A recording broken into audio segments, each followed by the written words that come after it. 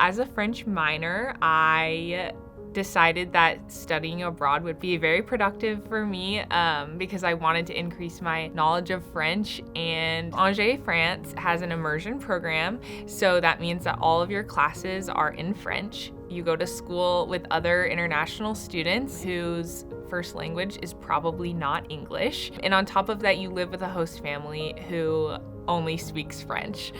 So my experience in France at the time was pretty much like all French. I had a few friends who spoke English and were American, but for most of the time I was hearing French like on the train or like getting meals, and it was just kind of almost second nature to hear that, and it completely transformed like my mindset and kind of like how my day-to-day life worked speaking a different language.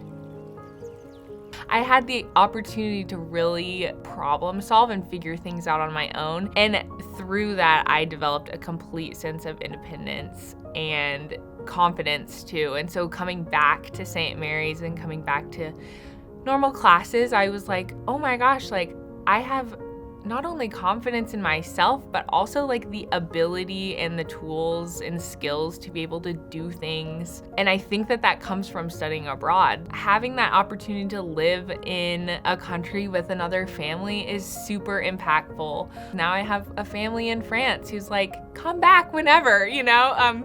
So I think that that's just one of the really cool things that Angers has to offer. Biggest pieces of advice that I have for students who are kind of on the fence about studying abroad: you should 100% do it. It was one of the most impactful experiences I've had as a student at St. Mary's. And so I would encourage any and every student to study abroad and take advantage of it. Thankfully, St. Mary's gives you the opportunity to do so.